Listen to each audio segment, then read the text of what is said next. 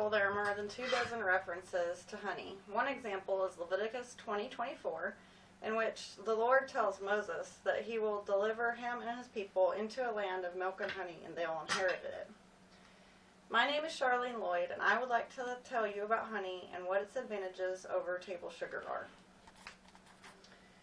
The National Honey Board and the Honey Association said that bee fossils have been found by archaeologists to date back about 150 million years. And in Spain, cave paintings have been seen depicting beekeeping from 7000 BC. And in 1923, archaeologist Howard Carter found King Tut's tomb, and inside of it was a jar of honey. They tasted it and ate it, and it was at least 3,000 years old. So, how is honey made? Well, to make just 1 pound of honey, there are 60,000 bees that have to fly around 55,000 miles and collect from about 2 million flowers in order to make honey. How does this process get completed? Well, the nectar that the bees collect from the flowers is stored in a second stomach called their honey stomach, or a honey sac. And they store it in here until they reach the hive. Once reaching the hive, they'll regurgitate it into younger bees' mouths, and this process continues until they feel that it's ready. At this time, they place the honey into a honeycomb cell, and the evaporation begins when the bees start flapping their wings. This is happening almost constantly in a beehive, and the water evaporates fairly quickly. What's left is the thick, rich honey that we all love. The flavor and color of honey will vary depending upon what sort of nectar or what sort of flower the nectar is collected from. So it's really easy to get lots of varieties of honey. So why honey instead of table sugar? Well, according to the College of Agricultural and Life Science Cooperative Extension article called "Is Honey the Same as Sugar?", which I found at the Arizona State University website, says that both honey and sugar are gluten-free. They have no cholesterol, and they have very little sodium, only about 1 to 2 milligrams. But honey and table sugar do not break down the same in your body. When the bees are regurgitating the nectar and turning it into honey, they are adding enzymes that keep all of the types of sugar in honey separate from each other, or otherwise known as simple sugars. And in table sugar, it's completely 50% glucose, 50% fructose sugar, and they're bound together. So when they enter your body, they don't actually get digested by your body until entering the small intestine, and they're then broke down into glucose and fat for the most part.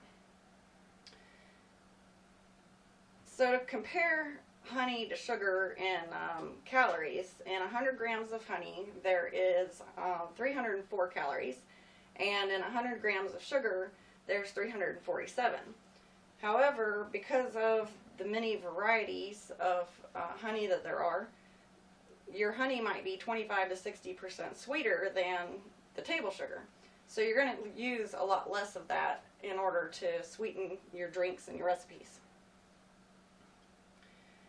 According to the Health Education Program for Developing Countries, if you were to drink 1 soda per day for 1 year, you will have consumed as much as 35 pounds of sugar, and you could gain at least 15 pounds or more just from that 1 soda per year. That doesn't count anything else you're eating that might have sugar in it. But if you were to go with an organic soda instead, with natural ingredients and made with honey instead of sugar, then the energy and the nutrients in that drink would begin to be broke down into your body almost immediately. So how do you substitute honey for table sugar? You do this by using a quarter less honey than the recipe says to use in sugar, and you reduce the liquids by 1/5, and you also need to lower the temperature by 25 degrees. Replacing table sugar with honey on a regular basis can actually help you lose weight because the honey is broke down much easier than the sugar. And it actually helps you break down other foods too, because it has probiotics in it that can add good bacteria to your stomach that help with digestion, amongst other things. So let's look at the medicinal uses for table sugar and for honey. Well, table sugar has none. It's even linked to type 2 diabetes and weight gain. So that's not good. And as far as honey is concerned, there are actually many medicinal uses and nutritional benefits, though the nutritional value in a tablespoon of honey is very small. If you were eating honey on a regular basis, it would build up in your system over time, and you would have some good health benefits from that. It's also been used for sore throats and coughs. You can mix it with some tea and drink it. It's an anti-inflammatory. It can help unclog your arteries. It's antibacterial. You can use it to put on wounds and burns to keep from getting bacteria in your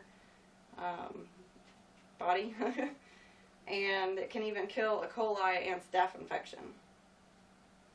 For athletes, it can help boost your energy levels and help repair muscles. And if you were to eat local honey, it could even help to relieve some of your pollen allergies over time.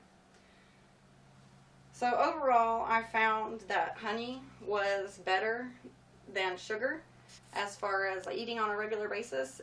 Sugar doesn't provide any nutrients or medicinal value, and honey certainly does. It's been used for millions of years and thousands that we know of to do all kinds of things in the medical world. So I'll leave you with this. Democritus, contemporary of Hippocrates, who lived to the ripe age of 109, stated, "The secret of my health is applying honey inside and oil outside." Thank you.